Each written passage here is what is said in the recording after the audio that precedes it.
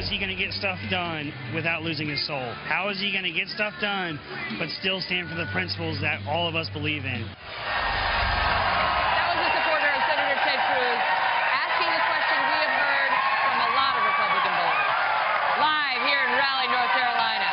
How do you get things done without giving up your values? And we're back now with Senator Ted Cruz. That's the question. How they love that you stand on principle. They believe you, and they believe you're a constitutionalist and you mean it and you're not going to betray those values.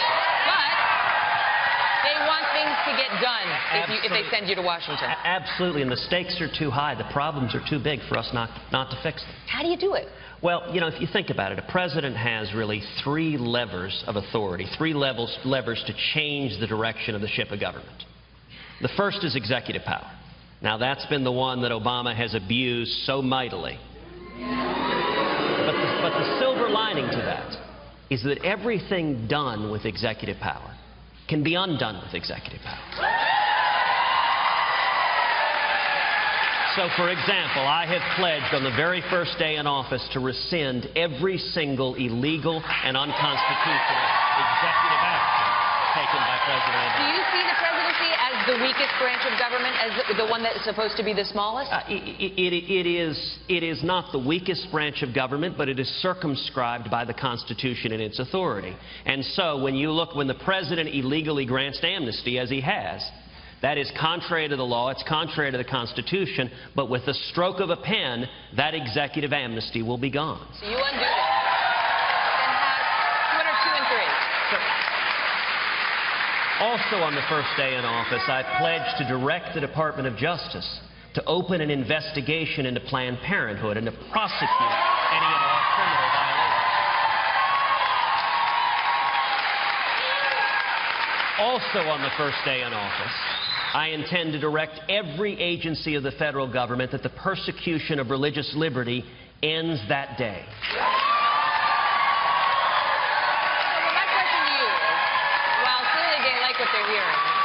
What about the day-to-day management of the government and getting deals done and getting tax reform done? You're talking about change. Also on day one, I will direct the Department of Education. Common Core ends today.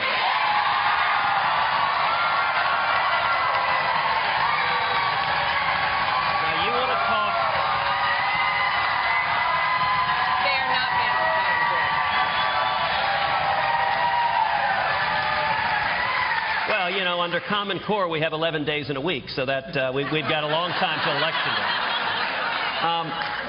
Look, all of those are actions that a strong, principled, conservative president can do and do immediately, and that I will do. The second lever of presidential authority and change is foreign policy. And foreign policy can change overnight. I mean, it's worth remembering in 1981, Iran released our hostages the day that Ronald Reagan was sworn into office. But if I could, I think what this gentleman's going for is the things that cannot be done simply by the executive office. The stuff like entitlement reform was one of the things that I was asked about. Megan, I'm starting more broadly because what the media tells us is you can't fix this, you can't change this, and it isn't true. On foreign policy, on day one, I will rip to shreds this catastrophic Iranian nuclear deal. How about entitlement reform? How do you get buy-in on that? Also on day one, I will begin the process of moving the American embassy in Israel to Jerusalem, the once and eternal capital of Israel. Now, let's focus on the third area, which is where you want to go, which is legislation. Legislation is the hardest lever to use because right now Congress is fundamentally broken. It is dysfunctional. I am campaigning based on two big legislative policy initiatives. Number one, repealing every single word of Obamacare.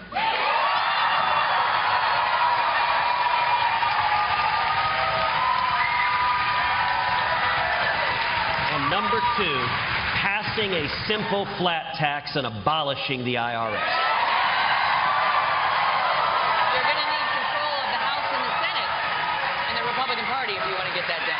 Now listen, you're right, and neither of those are easy. I am not remotely naive or Pollyannish. Well, and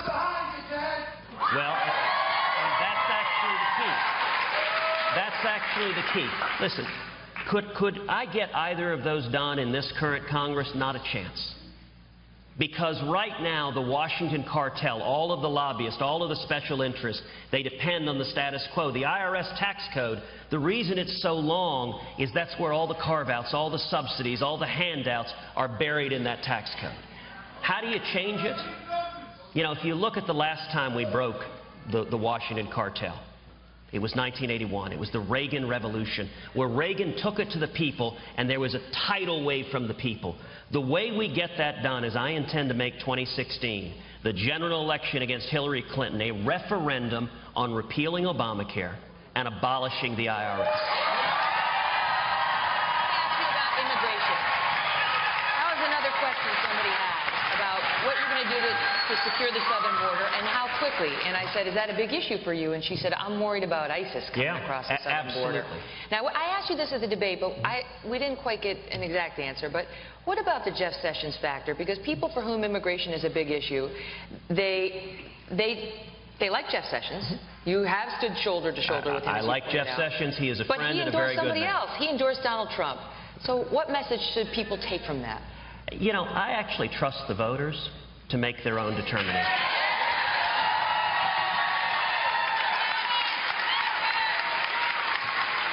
In 2013, when Marco Rubio was standing with Barack Obama and Harry Reid and Chuck Schumer and pushing the massive Gang of Eight amnesty bill, I stood with millions of Americans and led the fight against amnesty, and we defeated it in Congress.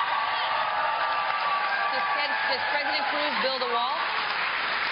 Yes, but let me point out, let me finish with 2013. At that time, Donald Trump not only was nowhere to be found, he was funding the Gang of Eight. He gave $50,000 to 5 of the 8 members of the Gang of Eight.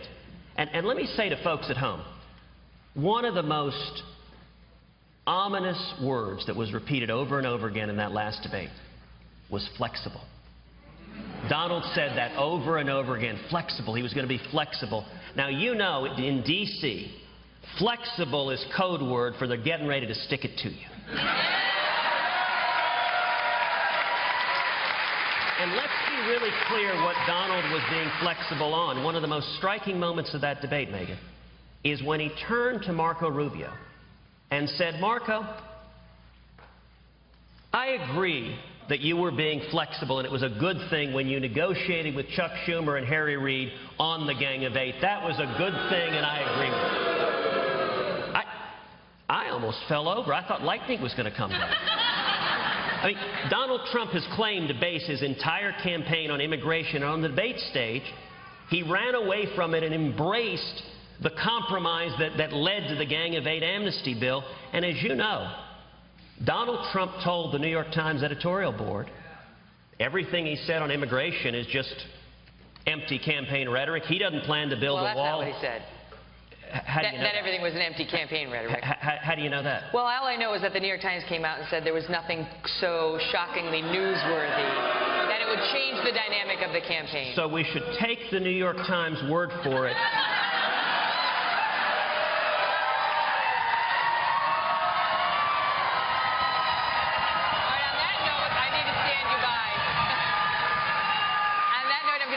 Because we have much